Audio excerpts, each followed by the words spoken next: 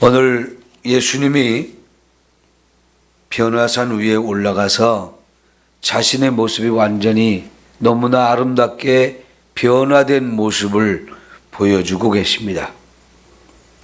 이 모습이 본래 예수님의 모습이었습니다.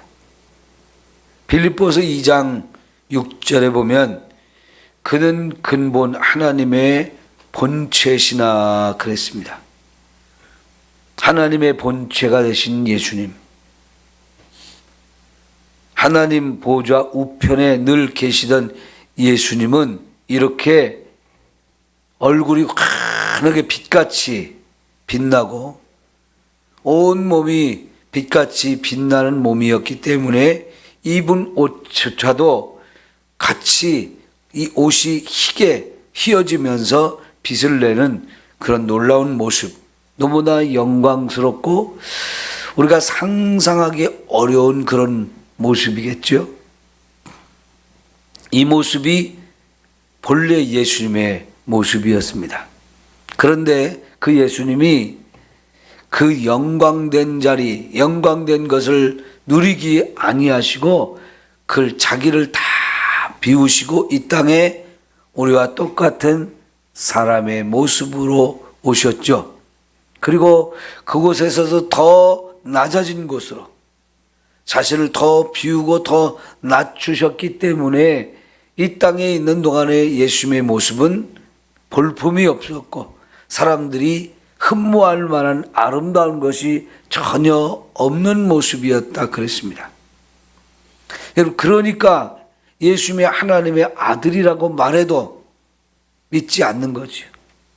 어떻게 네가 하나님의 아들이 될 수 있느냐 하면서 오히려 예수님을 비난하고 조롱하고 욕하고 무시하다가 결국은 십자가에 못 박아 죽여버렸죠. 이 땅에 오셨던 예수님의 모습과 하늘에서 본래 계시던 그 예수님의 모습은 하늘과 땅 차이입니다. 너무나 달라지셨죠. 그런데 지금 이 예수 제자들의 3명을 데리고 높은 산 위에 올라가셨을 때 예수님의 모습은 너무나 아름다우신 모습이었어요. 이게 바로 본래부터의 예수님의 모습이었던 거죠. 자기를 비우고 자기를 낮춘다는 게 이게 결코 쉬운 일이 아니잖아요. 여러분, 사람의 입맛은 쉽게 변하지 않습니다. 아주 어린 시절에 먹었던 음식들, 나이를 먹었는데 어느 날 그걸 먹었는데 갑자기 생각이 나요. 제가 몇 년 전에 우리 심경숙 권사님이 집에서 나무를 가지고 와서 교회에서 묻혀주셨는데 너무 깜짝 놀랐어요. 그게 가죽나물이었거든요. 가죽나무에 잎사귀 말려가지고 그 양념을 해서 무치면 참 맛있잖아요. 근데 어렸을 때 몇 번밖에 먹어보지 못한 음식인데요. 그게 향이 아주 독특해가지고 근데 그 뒤로 먹어본 적이 없어가지고 다 잃어버렸는데요. 여러분 60이 돼서 먹었을 때 그게 생각이 나는데 깜짝 놀랐어요. 부자가요. 잘 먹고 잘 살았는데 망했어도 그 입맛은 변하지 않아가지고 힘들고 어려운데도 부자로 살면서 먹었던 그 방식대로만 먹으려고 해요. 자기를 비우기가 어렵다는 얘기죠. 예수님의 그 빛나고 화려하고 멋지고 아름다운 그 모습을 어떻게 다 비울 수 있겠습니까? 근데 완전히 예수님이 그걸 다 비우시고 이 땅에 오셨을 때 너무나 초라한 모습으로 오셨기에 그 모습을 하나도 볼 수가 없었는데 처음으로 예수님이 제자 3명이 보는 가운데서 이렇게 놀랍고 아름다운 모습으로 변화되었죠. 자신의 본래 모습을 보여주신 겁니다. 여러분, 이 모습은 나중에 예수님이 죽었다가 부활하셨을 때 사실은 그 모습이었어요. 부활하신 이후에 예수님의 모습이 그 모습이었거든요. 이거는 더 나가서 저와 여러분도 부활할 때 그 모습으로 부활하고 하늘에 들어갈 때는 우리가 그렇게 아름답고 영광스러운 모습으로 변화되어서 주와 함께 영원히 그렇게 살게 될 것을 믿습니다. 지금의 우리의 모습으로 보면 상상이 안 가죠? 여러분, 특별히 갈레페나 한나회 우리 회원님들 젊었을 때는 지금과는 비교할 수 없을 정도로 훨씬 멋지고 아름다웠을 거예요. 그런데 나이를 먹다 보니까 이렇게 자꾸만 쭈그러들고 볼품 없어지고 이렇게 되는데 걱정하지 마십시오. 잠시 후면 여러분도 예수님의 그 아름다운 모습으로 변화될 것입니다. 네? 어쩌면 우리 가운데서 가장 여러분이 먼저 그렇게 될 것이에요. 기대가 되지 않습니까? 지금 이 모습대로 우리 천국 가는 게 아니고요. 변화되어서 주님의 그 아름다운 모습같이 달라진 모습으로 그렇게 천국에서 우리도 살게 되는데 해같이 빛난다 그러잖아요. 요한계시록에 보면 천국에 계신 예수님의 모습이 그렇게 해같이 빛나게 될 것인데 우리도 흰옷 입고 천국에 들어갈 것이라 그랬거든요. 근데 그 흰옷이 그냥 흰옷이 아니죠. 어린 양 예수님의 보혈로 다 씻었기 때문에 죄가 다 없어진 몸과 마음과 그 옷까지 휘어지게 만들어 주신 거지요. 그래서 천국에서는 태양이 필요가 없는 곳이라고 했죠. 왜요? 하나님이 빛이시니까. 빛으로 그냥 빛나는 거예요. 우리도 그렇게 해같이 빛나는 아름다운 모습이 되어질 것을 기대합니다. 얼마나 좋습니까? 그러니까 늙는 것도 없는 것이고 병드는 것도 없는 것이고 슬픈 것도 없고 애통하고 눈물 흘릴 일이 없어요. 거기는 죽는 것도 없는 그런 곳이 되어지는데 우리 몸이 그렇게 변화될 것입니다. 자, 그런데 하필이면 왜 이때에 예수님이 이렇게 빛나게 변화된 모습을 보여주셨을까요? 엿새 전에 그 산 밑에서 예수님이 자신의 죽음과 부활에 대한 이야기를 처음 해가지고 제자들이 이해도 못하는 가운데에서 혼란스러워졌어요. 그리고 막 고민이 됐어요. 그래서 예수님이 이렇게 아름다우신 모습을 보여주신 겁니다. 이거는 예수님이 죽지만 다시 부활할 때 이와 같이 아름다운 모습으로 변화될 것을 보여주는 것이고 또 나가서 우리가 이 땅에서 고난받는 거 그것은 잠깐이지만 이렇게 아름다운 모습으로 변화되어서 영원히 이 영광을 누리게 될 것을 확실하게 확인시켜 주기 위한 것이죠. 여러분, 예수님이 십자가에서 죽으신다는 것 이게 이해가 안 되는 거예요. 지금의 제자들의 입장에서는 왜 죽으시지? 죽으면 안 되는데 그러니까 안 된다고 가지 말라고 붙들고 막아서고 하는 거지요. 죽으면 끝이고 죽으면 실패라고 그것은 참으로 나약한 사람들 능력 없는 사람들이 그런 거지 예수님같이 이렇게 전능하신 분이 당해서는 안 되는 일이라고 생각했어요. 그러나 어제 새벽에 말씀드린 것처럼요 죽는 것은 더 좋은 곳으로 이사 가는 거다 그랬잖아요. 이 땅에서 우리 누리지 못하는 그 놀라운 영광을 누리기 위해서 죽음이라는 것을 통과해서 정말 주님이 우리를 해서 예비하신 저 천국으로 이사가는 것. 그럼 그게 슬퍼할 일이 아니고 애통할 일이 아니라 감사하고 사모하고 기다릴 일이 되어지는 거죠. 그러니까 죽음이 두렵지 않은 거예요. 무섭지 않은 거예요. 이런 믿음을 주시고 이런 깨달음을 주시려고 예수님께서 그렇게 죽음에 대한 이야기를 하신 지 얼마 되지 않아서 이렇게 놀랍게 변화된 모습을 직접 보여주신 거지요. 얼마나 멋지고 아름다운 일입니까? 십자가는요, 잠깐입니다. 이 땅에서 우리가 당하는 고난은 잠시 받는 것이지만 우리가 장래에 누리게 될 그 영광과 좋게 비교할 수 없는 것이에요.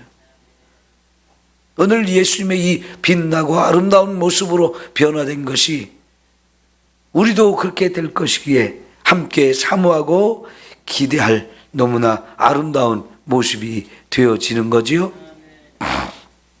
여러분, 그런데 거기에 갑자기 두 사람이 또 나타났어요. 모세와 엘리야가 나타나서 예수님과 대화하고 있는 모습을 보게 되었는데, 마태복음에는 무슨 이야기를 하셨는지 나오지 않지만 누가복음에 보면 예수님이 예루살렘에 올라가서 별세하실 것에 대해서 이야기를 나누었다는 겁니다. 이야기의 주제가 예수님이 예루살렘에 가서 죽는 거예요. 그런데 거기 나타난 두 사람이 구약시대의 수많은 위인들 가운데서, 그 멋진 믿음의 선진 가운데서 두 사람 나타나는데 한 사람은 모세, 한 사람은 엘리야예요. 왜 이 두 사람이 나타났을까요? 다른 사람도 아니고 왜 두 사람 나타났을까요? 모세는 우리에게 율법을 전해준 사람이에요. 그리고 엘리야는 우리에게 선지자로서 가장 많은 일을 한 사람이고 예수님을 가장 많이 닮은 사람이었는데요. 이 엘리야는 선지자를 대표하는 사람이에요.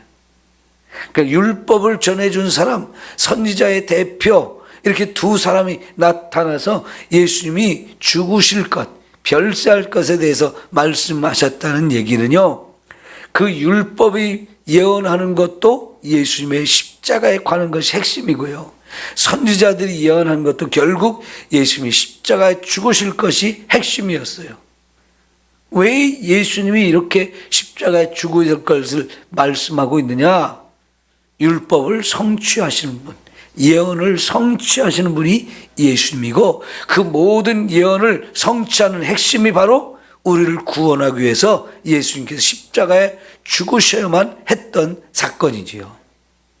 여러분, 그러면 이 예수님의 십자가의 죽음은요, 어느 날 갑자기 우발적으로 일어난 사건이 아니에요. 처음부터, 아주 오래전부터 계획되고 준비된 사건인 거죠. 예수님도 이미 오래전부터 알고 계신 길이고 그 사건이고, 그것을 위해서 의도적으로 이 예루살렘에서 가장 멀리 떨어진 가이사랴 빌립보로부터 거기까지 가는 이 죽음의 행진을 가는 거죠. 자기 발로 그곳에 가셔서 죽임을 당하셔가지고 결국은 우리 모두의 죄와 죽음의 문제를 해결해서 우리를 완벽하게 구원해 주셔서 이렇게 가장 영광스럽고 아름다운 나라에 우리를 데리고 가서 함께 거기서 영원히 살게 해주시려고 이 십자가의 사건이 반드시 있어야만 하는 사건이었던 거지요. 너무나 놀랍고 아름다운 계획 속에 준비된 십자가. 예수님이 힘이 없어서, 능력이 없어서 그렇게 비참하게 끌려가서 죽임을 당한 것이 아닙니다. 이 사건이야말로 레위기에 나오는 모든 제사를 완성하셔서 하나님과 우리가 만날 수 있도록 우리 죄의 문제를 해결해 주시는 유일한 방법이었기 때문에 하나님에 의해서 준비되고 하나님에 의해서 이루어진 완벽한 제사인 거죠. 예, 이것을 이제 위해서 예수님은 율법의 대표자, 선지자의 대표자와 함께 그 사건을 의논하시고 이제 같이 대화를 하신 후에 이 길을 가시는 거지요. 그런데 제자들은 전혀 이런 상황들을 깨닫지 못하니까 베드로가 또 헛된 짓을 하자고 그래요. 제가요 여기다가 초막 셋을 지을 테니까 하나는 예수님 거, 하나는 모세 거, 하나는 엘리야 거 제가 짓겠습니다. 거기가 영원히 있었으면 좋겠다는 거죠. 예수님도 엘리야도 모세도 거기서 함께 살았으면 좋겠다는 거지요. 여러분, 그 빛나고 아름다우신 예수님의 모습 앞에 초막 셋이 어울려요? 안 어울려요? 네? 그 전혀 어울리지 않는 거지요. 그렇지만 베드로가 생각할 때는 그것밖에 할 수가 없어요. 그리고요, 거기가 천국은 아니잖아요. 잠시 우리가 맛본 거잖아요. 그건 맛보기예요, 맛보기. 진짜 거기서 초막 셋을 짓고 살아봐야 뭐 얼마나 살겠습니까? 한 100년 살고 싶어. 그래봐야 100년인데 여러분, 천국에서 우리 영원히 살아야 되잖아요. 거기로 가야 됩니다. 우리가 가야 될 곳은 이 땅이 아니고, 이 땅에서 잘 먹고 잘 사는 게 아니고 천국에서 주와 함께 영원히 살게 되는 거지요. 이제 마지막으로요, 오늘 말씀에 가장 핵심적인 게 있어요. 하늘에서 하나님의 음성이 들려왔습니다. 뭐라고 그랬습니까? 이는 내 사랑하는 아들이요. 그럼 하나님이 예수님의 아버지잖아요. 그 아버지 하나님께서 그곳에 직접 베드로, 야고보, 요한에게 하나님의 음성을 들려주셨어요. 여러분, 이 사순절 특별 새벽 기도에다 여러분도 이 하나님의 음성을 직접 들을 수 있는 은혜가 있었으면 좋겠습니다. 사모하십시오. 그러면 하나님이 얼마든지 하나님의 음성을 저와 여러분에게 들려주실 거예요. 예수님에게 내 사랑하는 아들이다. 예수님에게는 너무나 감사한 일이죠. 여러분, 제가 많은 사람들의 이야기를 들어보니까요, 하나님이 직접 들려주는 음성 중에 가장 많이 들려주는 음성이 바로 이거예요. 내가 너를 사랑한다 하는 거예요. 하나님이 직접 이런 음성을 들려주셨을 때 그 음성을 들은 사람들 너무나 감격하고 너무나 좋아하더라고요. 듣고 싶지 않아요? 네? 하나님의 이런 음성 들어보고 싶지 않아요? 사모하십시오. 그러면 얼마든지 들려주십니다. 하나님한테 내가 너를 사랑한다는 말을 듣는 것보다 감사하고 감격스러운 일이 어디 있을까요? 그리고 하신 말씀이 뭡니까? 너희는 그의 말을 들으라. 제자들에게 예수님의 말을 듣는 게 너무너무 중요하다는 것을 가르쳐주고 있는 겁니다. 지금은 너희가 이해를 못하고 하나도 깨닫지 못하지만 그래도 들어라. 그리고 그 말씀대로 살아라. 이게 가장 오늘 말씀의 사실은 가장 중요한 부분이에요. 여러분, 우리가 하나님의 말씀을 듣고 사는 것, 그 말씀을 따라 사는 것, 그게 가장 바른 길이고요, 가장 좋은 길이고 가장 축복된 길이 되어지는 줄 믿으십시오. 그 말씀 열심히 내 마음에 자꾸 새기기 위해서 읽고 암송할 때 말씀이 우리를 책임져주고 우리를 이끌어가는 놀라운 은혜가 있을 줄 믿습니다. 하나님의 말씀은 살았다 그랬어요. 살아있는 말씀으로 다가와서 우리의 삶을 이끌어 주시는 거, 이거보다 귀하고 아름다운 일이 없어요. 이 은혜를 이 사순절 기간에 계속 누리면서 훈련이 되어지면 이후에 우리의 삶은 그처럼 귀한 말씀을 따라가는 삶이 되어질 줄 믿습니다. 기도합니다.